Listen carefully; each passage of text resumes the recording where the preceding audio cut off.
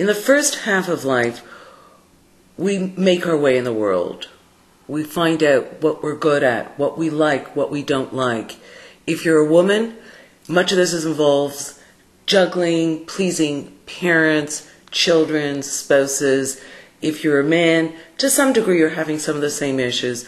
But whoever you are, you're making your way in the world and trying to carve out a path for yourself.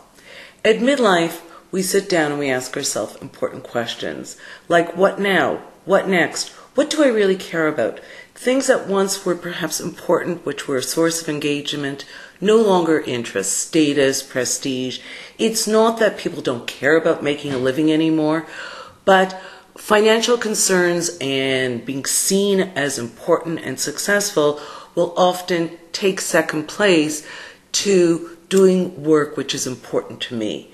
For many, particularly women, that has to do with doing work which is in tune with your values, has to do with carving out a niche so you actually can have a fingerprint, whether it's running your own business, working for a consulting firm.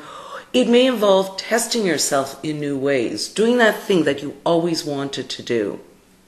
Women have, I think, a much more dramatic midlife change than do men. Because men are so socialized to be doing, acting, and achieving, to be seen as successful and important, many of them never actually make that transition. And in fact, sadly, the transition is made for them. For example, they feel discriminated in the workplace, they're unfairly or early retired. For women, however, there is more of a marker. The markers may be menopause, the markers may be children leaving home. The markers may be simply a sense of, I'm willing to question who I am and what I'm doing. Women are more reflective and thoughtful. Men rarely ask themselves the tough questions. Am I happy? Am I engaged? This is much more natural for women to do. They're also quicker to pick up when they're unhappy. For example, if you ask a midlifer who's a man, a male midlifer, so you happy? Do you feel good? And they look at you like it's a peculiar question. So unless things are really awful, they just continue to do, act, and achieve. Whereas women are much more likely to routinely say, does this feel good? Particularly, for example, around issues related to personality, values, culture fit.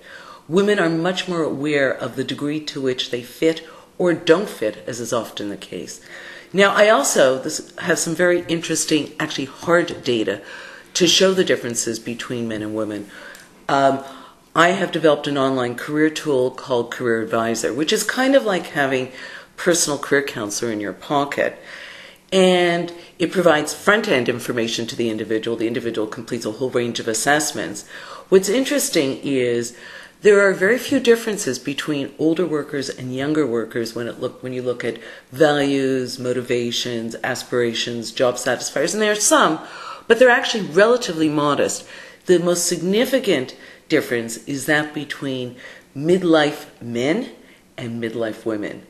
For example, in the motivations, women, basically, they want to connect, they want to be stretched, they want to be challenged. The men are basically saying, let me do my own thing, don't bug me, give me a break. So they don't want the politics, but basically otherwise they're okay. Whereas it's another way of saying it, the women are saying, hey, I'm here, count me in. And the women and the men, metaphorically, are kind of hanging up their bags. Particularly the women who never got a chance because they were child-rearing to kind of flex their work muscles. Some of them are saying, I'm going for the brass ring.